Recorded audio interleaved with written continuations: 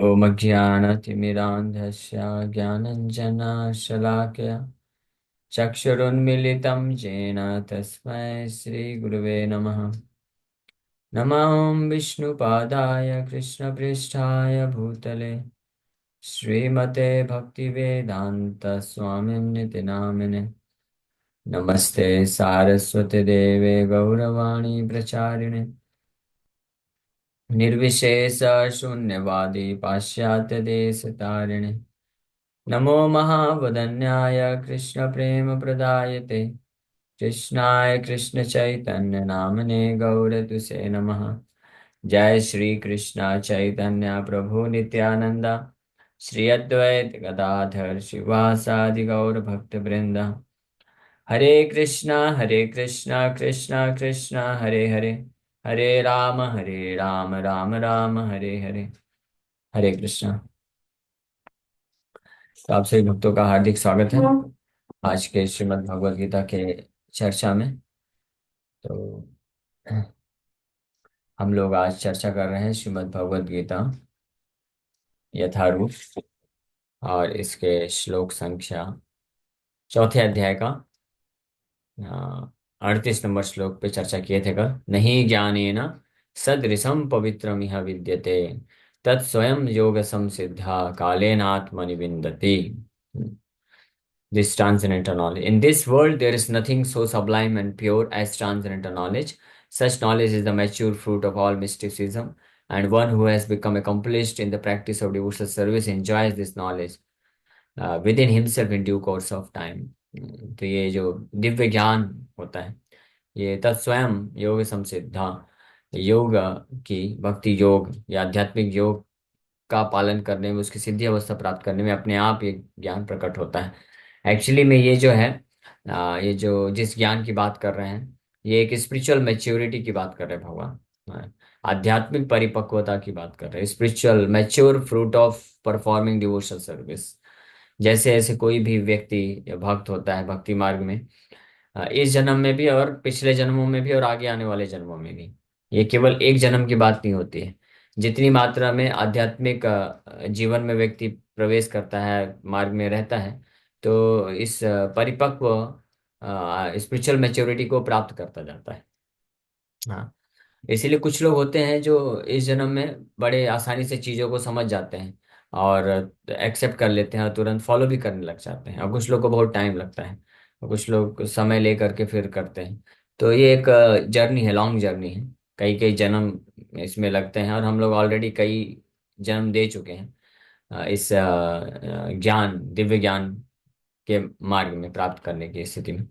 तो कालीन आत्मा, इसलिए कालीन मतलब ये in due course of time, समय लगता है, इसलिए धैर्य कालीन आत्मनि विन्दति ये सूचित करता है कि धैर्य के साथ जो व्यक्ति है उसको इस पाथ में, मार्ग में योग समसिद्धि के लिए प्रयत्नरत रहना चाहिए, प्रयास करते रहना चाहिए।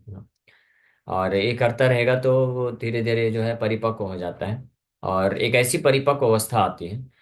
आत्मनि विन्दति, यहाँ पे बोल रहे हैं आत्मनि विन्दति means he enjoys within himself. या आत्मनि विन्दति, आत्मनि में ऑल्सो रेफर टू कृष्णा। जो परिपक्व तत्स्वयं योग संसिद्धि, सम्यक रूपेण जब सिद्धि मिलेगी इस भक्ति योग के साधन करने में, तो उस अवस्था में व्यक्ति पूर्ण रूप से कृष्ण साक्षात्कार प्राप्त कर सकता है। जो जो परफेक्ट परिपक्व अवस्था होती है, जैसे कोई बीज वृक्ष होता है, आम का वृक्ष है जैसे, तो आम का फल उसमें पहले पहले फूल आते हैं, फिर धीरे धीरे फल निकलना प्रारंभ करते हैं, फिर छोटा जो है आम का बीज जैसा दिखेगा, फिर दोबारा धीरे धीरे बड़ा होगा, फिर राइट मैंगो कच्चा आम होगा, और फिर वो धीरे धीरे पकना चालू होगा, येलो हो जाएगा, और फिर जब पूरी तरह से बहुत पक जाएगा तो थोड़ा लालिमा आ जाएगी उसमें, reddish colour, yellowish reddish colour का हो जाएगा, लाल लाल दिखेगा। और जब पूरी तरह से परिपक्व हो जाता है ना, तो अपने आप टूट के नीचे गिर जाएगा वो, अपने आप ही। वो मैच्योर फ्रूट उसको बोलते हैं। उसी प्रकार से इस भगवत भक्ति मार्ग में या आध्यात्मिक मार्ग में बोल सकते हैं, ये पूरा आध्यात्मिक जो जीवन आध्यात्मिक मार्ग है, ये अल्टीमेटली कृष्ण की शुद्ध भक्ति तक लेके जाता है। स्टार्ट ये कर्म कांड से होता है, कर्म कांड, फिर धीरे धीरे आगे बढ़ करके ज्ञान कांड, कर्म योग, ज्ञान योग, ध्यान योग इस प्रकार से बढ़ता है। बट वास्तव में ये सारा जो है भक्ति योग का ही पार्ट है।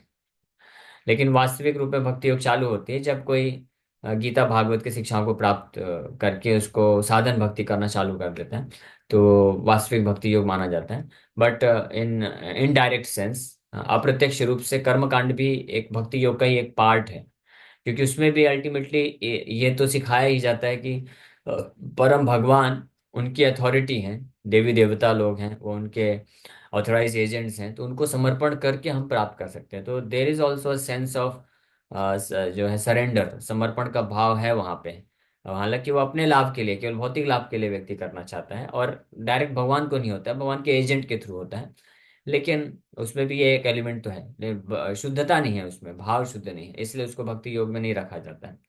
तो बट कहने का मतलब है कि आध्यात्मिक मार्ग, धर्म का मार्ग इस तरह से चालू होता है, और जैसे जैसे परिपक्व अवस्था में जाता है, तो अल्टीमेट जब परफेक्शन होता है, जब मैंगो पूरी तरह से पक गया है, लाल हो गया है, then it is fit to be offered at the lotus feet of Krishna.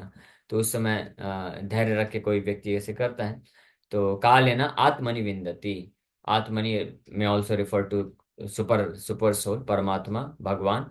तो फिर भगवान के दिव्य सेवा में ला जा करके वो विन्दति, इंजॉय करता है, जिसको, इसी चीज को सुखदेव गोस्वामी कृत कृत पुण्य पुंजा, पुण्य पुंजा ऐसा करके भागवत में जब ये पूछा, वर्णन कर रहे थे, ये जो भागवत के दसम स्कंद का 12वां अध्याय है, इसमें भगवान कृष्ण की लीलाओं का, सखा सख्य रस की लीलाओं का वर्णन करते हैं कि कैसे भगवान अपने सखाओं के साथ खेलते हैं, कूदते हैं और बहुत सारी चीजें करते हैं। इस श्लोक में पूरा बताया गया, केचित केचित वेणु वादयन्तो धमान्तः शृंगाणि केचन, केचित् भृङ्गै प्रगायन्तः कूजन्तः कोकिलैः विच्छायाभिप्रधावन्तो गच्छन्तः साधु हंसकै बकैर् उपविशन्तश्च नृत्यन्तश्च कलापिभिः विकर्षन्तः केशबालान् आरोहन्तश्च तैद्रुमान् विकुर्वन्तश्च तैः साकं प्लवन्तश्च पलाशिषु साकं वेकैः विलङ्घन्तः सरितः सर्वसम्प्लुतः विहसन्तः प्रतिच्छाया सपंतश्च प्रतिस्वनान। तो ये कुछ लीलाओं का वर्णन किए कि all the boys would be differently in case. Some boys blew their flutes and others blew bugles made of horn. Some imitated the buzzing of the bumblebees and others imitated the voice of cuckoos. Some boys imitated flying birds by running after. तो इस तरह से कृष्ण बलराम और उनके सारे सखा लोग जब वृंदावन में गायों को लेके जाते हैं जंगल में, तो कैसी कैसी लीलाएं करते हैं, अलग अलग प्रकार से इंगेज्ड हैं। सब, कोई कोई फ्लूट बजा रहा है, कोई बफेलो हॉर्न बजा रहा है, तो कोई जो बम्बल बीज हैं, मक्खियां हैं, वहां पे मधुमक्खियां हैं, भिन भिनाती हैं, तो उनको नकल करते हुए भिन भिनाता है। कोई जो है वहां पे कोयल है, कोयल की आवाज को नकल करता है। और कोई एक दूसरे से फाइटिंग करते हैं, कोई जो पक्षी लोग उड़ते हैं तो उनके पीछे पीछे उड़ के भागते हैं उनके परछाई को पकड़ने के लिए। और कृष्ण बलराम भी इस प्रकार से बड़े ही अलग अलग तरीके से, कोई पेड़ में चढ़ता है वहां से जंप करता है, कोई मंकी को इमिटेट करता है, बंदरों को इमिटेट करते हैं, मोर को देख करके मोर जब नृत्य करते हैं, मोर जो है कृष्ण को दूर से देख करके मोर भ्रमित हो जाता है, मोर को लगता है कि घनश्याम आ गए हैं, घनश्याम मतलब ये बादल आ चुके हैं, तो बादल को देख के बड़ा खुश हो जाता है मोर, और अपने पंख निकाल करके डांस डांस करने लग जाता है। तो कृष्ण को देख करके मोर पंख निकाल के डांस करता है। फिर जब कृष्ण नजदीक आते हैं, कृष्ण अपने फ्रेंड्स को बोलते हैं कि देखो ये मोर कैसा है, इसको नाचना नहीं आता है, मैं सिखाता हूँ कैसे नाचते हैं। तो फिर कृष्ण इतना अद्भुत डांस करते हैं, इतना अद्भुत डांस करते हैं कि वो सारे मोर जो नाचते हैं वो शर्मा के बेचारे पानी पानी हो जाते हैं, किनारे खड़े हो जाते हैं मोर लोग, और सारे सखा लोग भी खड़े हैं और कृष्ण का डांस देखते हैं बहुत इतना। तो इस प्रकार से अलग अलग प्रकार की लीलाएं करते हैं। तो ये जब लीलाओं का वर्णन कर रहे थे, तो परीक्षित महाराज ये सुन करके बिल्कुल आनंदित हो गए, दिव्य आनंद उत्पन्न हो रहा है और आकर्षित हो रहे हैं, सुन सुन के, सुनने मात्र से बड़े आकर्षित होते जा रहे हैं कि कितना अद्भुत है, कृष्ण बलराम के साथ सब सखा लोग कितना अद्भुत जो है एंजॉय कर रहे हैं, पार्टी कर रहे हैं, खेल रहे हैं, कूद रहे हैं, डांस कर रहे हैं, एक दूसरे के कंधे में चढ़ जा रहे हैं, कभी लड़ाई करते हैं, कुश्ती करते हैं, हंसी मजाक करते हैं, एक दूसरे का जूठा खाते रहते हैं, फुल पिकनिक, पूरा पार्टी, मजा, आनंद ही आनंद।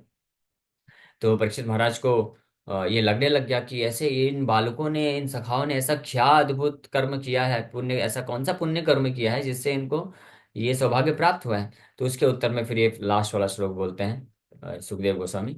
इत्थं सताम ब्रह्म सुखानुभूत्या दास्यं गतानां परदैवतेन मायाश्रितानां नरदारकेण साकं विचहरु कृतपुण्यपुञ्ज। इत्थम, इन दिस वे, हाँ यहाँ पे दिया है कि in this way all the cowherd boys use to play with Krishna. हाँ, in this way all the cowherd boys, लाखों करोड़ों करोड़ों का जो ग्वाल बाल सखा लोग कृष्ण के साथ खेलते हैं डेली, नित्य प्रतिदिन, हाँ सनातन रूप से, है ना।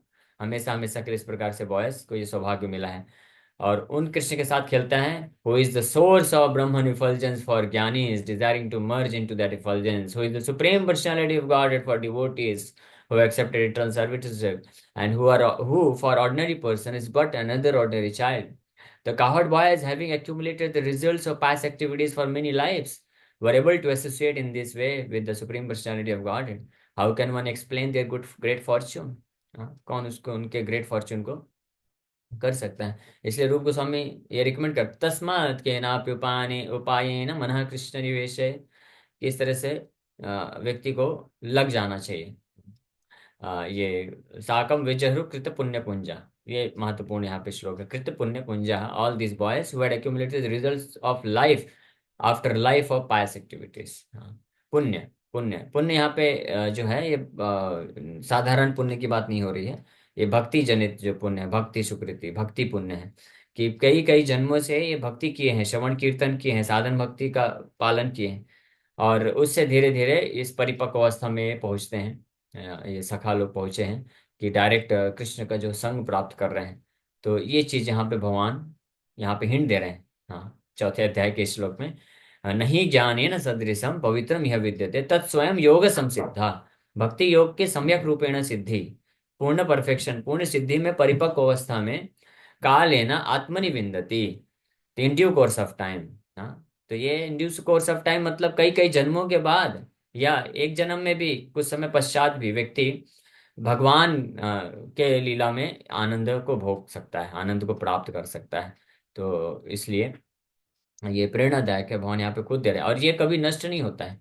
ये जो ज्ञानेनम सदृशम पवित्रम ज्ञानम है, तो जो जितनी मात्रा में आध्यात्मिक कार्य करता है, भक्ति योग के कार्य साधनों को करता है, तो उतनी मात्रा में धीरे धीरे उसी परिपक्व ज्ञान की अवस्था को प्राप्त करता है। ये परिपक्व ज्ञान जो है ना, ये केवल इन्फॉर्मेशन नहीं है, ये हमेशा ध्यान रखिए। ये जिस ज्ञान की भगवान बात कर रहे हैं, पवित्रम ज्ञानम, हाँ इदम उत्तमम, हाँ ये उत्तमम ज्ञानम है, उद्गततम, भौतिक जगत का नहीं है। हाँ, it is beyond material modes of nature. और दूसरी बात, ये जो है अल्टीमेट परफेक्शन सम सिद्धि में ये जो ज्ञान होता है, ये गुह्यतमम ज्ञान हो जाता है, यानी कृष्ण की शुद्ध भक्ति। हाँ, कृष्ण को अपना जो है एकमात्र लाइफ एंड सोल स्वीकार कर लेना, इस दृढ़ विश्वास में पहुंच जाना, पूर्ण श्रद्धा पे पहुंच जाना और कृष्ण का स्मरण सदैव रहना, ये है ज्ञान, ये है पवित्रम ज्ञान। और ये जो है, जो जितनी मात्रा में इस ज्ञान को अचीव करता है, प्राप्त करता है, वो हमेशा उसका संचित रहता है, कभी नष्ट नहीं होता है। इस लाइफ में किसी ने 30%, 60%, 70% प्राप्त किया, तो नेक्स्ट लाइफ में वहां से वो कंटिन्यू करेगा। और जैसे 100% होता है, का लेना आफ्टर सम टाइम या आफ्टर सम फ्यू बर्थ्स, कुछ समय के पश्चात या कुछ जन्मों के पश्चात, ये का लेना आत्मनि विन्दति, वो आत्मनि जो है आत्मा के स्तर पे, आध्यात्मिक स्तर पे वो फिर उसको एंजॉय करता है, भोग सकता है। जैसे कोई व्यक्ति या स्टूडेंट होते हैं, बच्चे विद्यार्थी होते हैं, तो वो लोग बहुत मेहनत करते हैं, यूपीएससी एग्जाम वगैरह मेडिकल की तैयारी करते हैं, तो तैयारी करते हैं, खो उसमें तपस्या करते हैं, मेहनत करते हैं। लेकिन जैसे ही वो जब फाइनल एग्जाम देते हैं, परिपक्व हो जाते हैं और उसका फिर उसके बाद उसका रिजल्ट एंजॉय करते हैं। हाँ, they enjoy the fruit of their hard labour.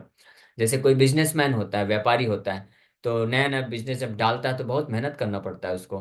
काफी, कई बार तो 15-15, 18-18, 20-20 घंटे उसको दौड़ भाग करना पड़ता है, खाना पीना सब भूल जाता है, सोना भूल जाता है, सब इतना मेहनत करता है। लेकिन इतना मेहनत करने के बाद कुछ समय पश्चात जब उसका जो बिजनेस है वो अच्छे से स्टेब्लिश हो जाता है, उसके बाद वो फ्रूट को एंजॉय करता है। हाँ, ये भी एक दूसरा उदाहरण है। हाँ, और विद्यार्थी हो गए, ऐसे अनेक भौतिक स्तर पे भी व्यक्ति तपस्या करके और फिर फाइनली फ्रूट को एंजॉय करता है। लेकिन ये भौतिक स्तर पे जो भौतिक कार्य होते हैं, तो मेहनत करके तपस्या करके जो फल भी मिलता है वो भी क्या होता है, टेम्परेरी होता है। लेकिन आध्यात्मिक स्तर पे भी ये लागू होता है कि जो भक्ति योग साधन भक्ति का इस्तेमाल करके का अनुसरण अनुशीलन करके जिस प्रकार से जीवन व्यतीत करते हैं, तो परिपक्व अवस्था में समसिद्धि सम्यक रूपेण सिद्धि की अवस्था में इस पवित्रम ज्ञानम को प्राप्त करते हैं। और वो कालेन आत्मनि विन्दति, आत्मा आध्यात्मिक आनंद को पूर्ण रूप से, वो सनातन रूप से हमेशा के लिए वो भोग सकते हैं, आनंद प्राप्त कर सकते हैं in association of the supreme personality of God. भगवान कृष्ण के संग में इसको प्राप्त करते हैं। अब भगवान यहाँ तक तो ज्ञान, इस प्रकार के शुद्ध भक्ति योग के ज्ञान के महिमा को प्रकट किए, बताए। और इसकी समसिद्धि की अवस्था में कैसे कोई व्यक्ति भगवान का नित्य पार्षद बन सकता है, भगवान के सेवा में लग करके अद्भुत दिव्य आनंद को प्राप्त कर सकता है, इसका वर्णन यहाँ पे हो गया। अब भगवान बता रहे हैं कि कौन व्यक्ति योग्य है इस ज्ञान को प्राप्त करने के लिए। आज के श्लोक में बताया जाएगा, और फिर अगले श्लोक में बताएंगे कौन प्राप्त नहीं कर सकता है और उसका क्या गति होता है। बोल रहे हैं, श्रद्धा वा लभते ज्ञानम तत्परा संयतेन्द्रिया, ज्ञानम लब्ध्वा पराम शांतिम अचिरेणाधिगच्छति। A faithful man who is dedicated to transcendental knowledge and who subdues his senses is eligible to achieve such knowledge. And having achieved it, he quickly attains the supreme spiritual peace. तो कौन योग्य है, कौन इस ज्ञान को, इस दिव्य आध्यात्मिक ज्ञान को, या सरल भाषा में बोले, कौन इस शुद्ध भक्ति योग को प्राप्त करने के लिए योग्य है। सबसे पहला क्वालिफिकेशन है श्रद्धावान लभते ज्ञानम तत्परः। दूसरा क्वालिफिकेशन तत्परः। तो पहला क्वालिफिकेशन श्रद्धावान, अ फेथफुल पर्सन, जिसको विश्वास है, फेथ है। हाँ, किस पे विश्वास है? गुरु साधु शास्त्र कृष्ण, हाँ, इन पे विश्वास है। प्रामाणिक गुरु, साधुओं पे जो इस ज्ञान को प्रैक्टिस किए हैं, ज्ञान को अचीव किए हैं, और शास्त्रों पे, शास्त्र की शिक्षाओं पे, प्रामाणिक शास्त्र, और भगवान पे, कृष्ण पे। तो कृष्ण पे जिसको विश्वास है, शास्त्रों पे जिसको विश्वास है, तो वो इस प्रकार के ज्ञान को प्राप्त कर लेता है। लेकिन ये 50% एस्पेक्ट है, और 50% और है तत्परः। हाँ, dedicated to achieving such knowledge, वो भी इंपॉर्टेंट चीज है। तो दोनों चीज जरूरी है। एक तो फेथ होना चाहिए। फेथ का अर्थ क्या होता है? श्रद्धा शब्द है विश्वास का है, सुदृढ़ निश्चय, full determination, to have full conviction और फुल डिटर्मिनेशन, पूर्ण रूप से ये विश्वास होना। या इस बात को, विश्वास का मतलब होता है कि पूर्ण रूप से ये स्वीकार कर लेना, मान लेना कि अगर हम आध्यात्मिक मार्ग में चलते हैं, आध्यात्मिक मार्ग को पालन करते हैं अपने जीवन में, कृष्ण को स्वीकार कर लेते हैं परम भगवान के रूप में, और उनके कहे हुए आदेशों का पालन करते हैं, तो निश्चित रूप में हमको सिद्धि मिलेगी, निश्चित रूप में हमारा कल्याण ही होगा। इस बात को जो स्वीकार कर लेते हैं उनको बोला जाता है कि वो श्रद्धावान लोग हैं, फेथफुल है। हाँ, कि कृष्ण भक्ति कैले सर्व कर्म कृत है, कि अगर हम कृष्ण से जुड़ जाते हैं, कृष्ण का भक्ति करते हैं, कृष्ण का नाम जप करते हैं, कृष्ण का सेवा करते हैं, तो बाकी सारी चीजें हो जाएंगी, हमको सब सारी उपलब्धियां मिल जाएंगी। यानी सारी उपलब्धियां मतलब सारी आध्यात्मिक उपलब्धियां मिल जाएंगी। भौतिक उपलब्धियां तो वैसे भी उपलब्धियां हैं भी नहीं। हाँ, तो उस आशा में कभी बैठना भी नहीं चाहिए, सोचना भी नहीं चाहिए ज्यादा। वो तो कर्म के अनुसार वो अपने आप ही आएगा ही आएगा। हाँ, उसका ज्यादा टेंशन नहीं लेना चाहिए। भक्त को क्या टेंशन है? स्पिरिचुअल अचीवमेंट, आध्यात्मिक लाभ, आध्यात्मिक जीवन में प्रगति करना। तो कृष्ण का आश्रय लेने से, कृष्ण का नाम जप करने से, कृष्ण को अपना जो है स्वामी स्वीकार करने से ये प्राप्त हो जाएगा। इस बात को जो स्वीकार कर लेते हैं और जिनको विश्वास होता है, उसको बोला जाता है वो श्रद्धावान जन है। हाँ, श्रद्धावान, फेथफुल पर्सन। हाँ, तो ये पहला क्वालिफिकेशन है। और फिर दूसरा भगवान बता रहे हैं कि श्रद्धा तो है, अच्छी बात है, कई लोग को श्रद्धा तो होती है, लेकिन फिर कुछ करते नहीं है। आलसी बन के नहीं बैठना है। हाँ, पता है, जैसे कुछ लोग हैं, उनको स्टूडेंट, विद्यार्थी होते हैं, स्टूडेंट होते हैं, उनको श्रद्धा तो होती है, विश्वास होता है कि हाँ, अगर मैं इस प्रकार से, जो टीचर जैसे गाइड कर रहा है, मैं उस प्रकार से पढ़ाई करूंगा, तो मैं निश्चित रूप में मैं पास हो जाऊंगा या टॉप भी कर सकता हूँ। ये श्रद्धा तो है अपने टीचर्स पे, बुक्स पे, सिलेबस पे, उसको श्रद्धा है। लेकिन वो पढ़ता ही नहीं है, आलसी बना रहता है। तो फिर क्या फायदा? 50% ही हुआ ना। तो दोनों चीज, सेकेंड 50% मतलब करना भी है।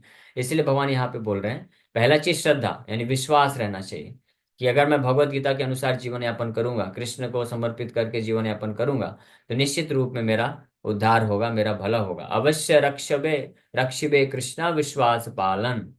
ये कृष्ण जरूर मुझे प्रोटेक्शन देंगे, इस भौतिक बंधन से निकालेंगे, इस पे विश्वास होना, ये श्रद्धा पहला चीज हो गया। दूसरा, तत्परः संयतेन्द्रिय।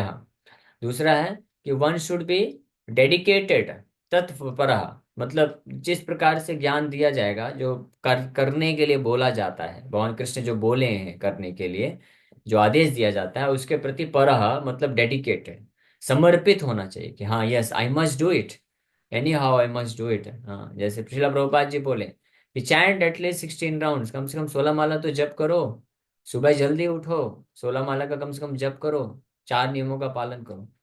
तो इस पे विश्वास होना कि हाँ ये अगर करेंगे तो हम भक्ति में आगे बढ़ेंगे, ये एक श्रद्धा होगी। लेकिन इसको तत्परः मतलब फिर डेडिकेटेड होना, yes I must do it, और इसको करने के लिए जो जरूरत पड़ेगी हम प्रयास करेंगे, गाइडेंस लेंगे, या अपने जीवन को इस प्रकार से ढालेंगे, भक्तों का संग प्राप्त करेंगे, तो इस स्टैंडर्ड पे आने के लिए, तो उसको बोलते हैं तत्परः। That means he is eager also, वो श्रद्धा के विश्वास के साथ साथ उसका तीव्र इच्छा भी है कि मुझे ये करना है पालन। ये दूसरा क्वालिफिकेशन। और तीसरा भगवान बताए संयत इंद्रिय, सम्यक रूपेण यत इंद्रिय, यानी अपने इंद्रियों को पूर्ण पूर्ण रूप से कंट्रोल करके रखना। ये एक्चुअली बहुत इंपॉर्टेंट है, हालांकि बहुत डिफिकल्ट है, because of the influence of Kali. इस कलयुग के प्रभाव के कारण most of the population in this world, ज्यादातर जो लोग हैं, they are unable to control their mind and senses, this is a fact. ये एक सत्य बात है ना। लेकिन आध्यात्मिक जीवन में आगे बढ़ने के लिए ये एक बहुत ही महत्वपूर्ण एस्पेक्ट भी है, बहुत ही महत्वपूर्ण चीज भी है। बिना इसके कोई व्यक्ति आध्यात्मिक जीवन में बढ़ नहीं सकता है, संयत इंद्रिया। लेकिन हमारे लिए एक बहुत अच्छी गुड न्यूज़ है, क्योंकि कोई सोच सकता है अरे हम तो फिर फंस गए, कि कलयुग की ऐसी दुर्दशा है कि इंद्रियों को संयमित भी नहीं कर सकते हैं, और बिना इंद्रियों को संयम करे आध्यात्मिक जीवन में बढ़ भी नहीं सकते हैं। ये बात तो सत्य है। Until unless one controls his mind and senses, one cannot be disciplined। हाँ, डिसिप्लिन, प्रभुपाद जी एक तात्पर्य में लिखते हैं कि अगर जब तक कोई व्यक्ति अपने मन और इंद्रियों को संयमित करना नहीं सीखेगा, तो वो डिसिप्लिन में नहीं आ पाएगा। और जब तक डिसिप्लिन में नहीं आ पाएगा तब तक डिसाइपल नहीं कहलाएगा। डिसाइपल तो तभी कहलाएगा जब डिसिप्लिन है। और जब तक डिसाइपल नहीं बनेगा तो गुरु का डिसाइपल नहीं बना, प्रमाणिक गुरु का, तो उनके जो आदेश है उसका पालन नहीं कर पाएगा। और आदेश पालन नहीं कर पाएगा तो there is no question of spiritual advancement. क्योंकि आध्यात्मिक जीवन में प्रगति व्यक्ति तभी कर पाएगा जब प्रमाणिक शुद्ध वैष्णव साधु हैं, गुरु हैं, उनका जो आदेश है उसका कोई पालन कर पाए तब। और उस आदेश को पालन करने के लिए जरूरी है, एक तो इच्छा है कि चलो मैं करना चाहता हूँ, लेकिन तब तक नहीं कर पाएगा जब तक उसका लाइफ डिसिप्लिन्ड नहीं है। और ये डिसिप्लिन्ड लाइफ नहीं होगा जब तब तक जब तक उसके मन और इंद्रियां संयमित नहीं होंगी। तो इसलिए संयत इंद्रिय बहुत जरूरी है। इसी को ध्यान में रखते हुए प्रभुपाद जी 4 नियम दिए हैं, इसलिए ये इजी बना दिया गया है प्रोसेस। एक्चुअली में इंद्रिय संयम, इट्स वेरी डिफिकल्ट, बहुत कठिन है इंद्रियों को संयमित करना कलयुग में। हाँ, ये सतयुग द्वापर त्रेता युग में लोग कर पाते थे, नहीं कलयुग में बहुत डिफिकल्ट है। नहीं, प्रभुपाद जी हमारे आचार्यों ने बहुत कृपा किया हमारे ऊपर, कि हमको प्रैक्टिकल चीज कुछ दे दिए हैं, कि ये अगर आप कर लिए तो आपकी इंद्रियां संयमित हो जाएंगी। जैसे उदाहरण के लिए जिह्वा है, तो जिह्वा को कोई कंट्रोल नहीं कर सकता है, इम्पॉसिबल है। और बताया गया है स्पिरिचुअल आध्यात्मिक जीवन में अगर कोई जिह्वा को कंट्रोल नहीं कर पाया तो उसका आध्यात्मिक जीवन पूरी तरह से खत्म। क्योंकि जिह्वा कंट्रोल नहीं होगी तो अन्य कोई इंद्रिय कंट्रोल नहीं होगी, और इस तरह से वो पूरी तरह से ये ग्रह ग्रह अंधकूपम, हाँ उसमें गिर जाएगा, और फिर कभी आध्यात्मिक जीवन में आगे नहीं बढ़ सकता है। लेकिन जिह्वा को आप कैसे कंट्रोल करें, तो ये तो व्यक्ति कभी सपने में सोच नहीं पाएगा, पर हमेशा परेशान रहेगा। तो हमारे आचार्यों ने कितना सिंपल मेथड बताया है। वो बोले कि आप जो है केवल पत्रम पुष्पम फलम तोयम, जो सात्विक आहार है उसको भगवान को भोग लगा के प्रसाद के रूप में ग्रहण करते जाओ, अपने आप आपकी जीवा कंट्रोल हो जाएगी। कितना सरल बना दिए ना, सो सिंपल। हाँ, क्योंकि अगर बोलेंगे कि खाओ मत, केवल पानी पी के रहो, केवल जूस पी के रहो, दुग्धाहारी बन जाओ, केवल फलाहारी बन जाओ, कितने लोग बन सकते हैं? इम्पॉसिबल, कर ही नहीं सकता कोई इतनी भयानक तपस्या। लेकिन कितना सरल बना दिए कि ठीक है बस आप ये सब मत खाओ, गंदी चीजें मत खाओ, रजोगुण तमोगुण की चीजों को त्याग दो। हाँ, नॉन वेज मत खाओ, मांसाहार मत करो, और प्याज लहसुन चाय कॉफी इंटॉक्सिकेशन ये बस त्याग दो। इस इतना तो हमको करना पड़ेगा, कम से कम इसके लिए तो जोर लगाना पड़ेगा। और बाकी फिर जो बनाते हैं आप उसको भगवान को भोग लगाइए और प्रसाद के रूप में ग्रहण करिए। धीरे धीरे आपकी जीवा जो है कंट्रोल हो जाएगी, और जीवा कंट्रोल हो गई तो बाकी सारी इंद्रिय कंट्रोल हो जाएंगी, क्योंकि सब एक लाइन से है। जीवा मेन मास्टर है, स्टीयरिंग जीवा के पास है। तो इसलिए कितना सरल बना दिए। तो ये इस प्रकार से संयत इंद्रिय, सम्यक रूपेण यत इंद्रिय, इंद्रियों को पूरी तरह से कंट्रोल किया जा सकता है। और तब जो है व्यक्ति डिसिप्लिन्ड हो जाएगा और आध्यात्मिक गुरु के आदेशों का पालन करने के योग्य बन जाएगा। और फिर बड़ी आसानी से आध्यात्मिक जीवन में वो आगे बढ़ सकता है, और इस तरह से ज्ञानम लब्ध्वा, वो ज्ञान को प्राप्त कर लेगा। दिव्य ज्ञान जिसकी चर्चा चल रही है पिछले कई श्लोकों से, उस दिव्य ज्ञान यानी भक्ति योग को वो प्राप्त कर लेगा। और एज सुन एज, जैसे ही ये ज्ञानम लब्ध्वा पराम शांतिम अधिगच्छति, पराम शांतिम ट्रांसेंडेंटल पीस, जो है दिव्य आध्यात्मिक शांति को अचिरेणा, वेरी सुन, चिरेणा मतलब बहुत समय और अचिरेणा मतलब बहुत जल्दी, अधिगच्छति वो व्यक्ति प्राप्त कर सकता है। तो ये इस श्लोक में भगवान आज ये हम लोग को बताया। Hare Krishna. Thank you very much. यहीं पे विराम करेंगे। और अभी शिला प्रभुपाद जी का आज डिसअपियरेंस डे है। यहाँ पे 2 मिनट में आरती स्टार्ट होने वाली है। तो बस एक क्वेश्चन मैं ले लेता हूँ, तो मुझे भी थोड़ा निकलना है। हरे कृष्णा। 1 मिनट। हरे कृष्ण प्रभु जी, दंडवत प्रणाम।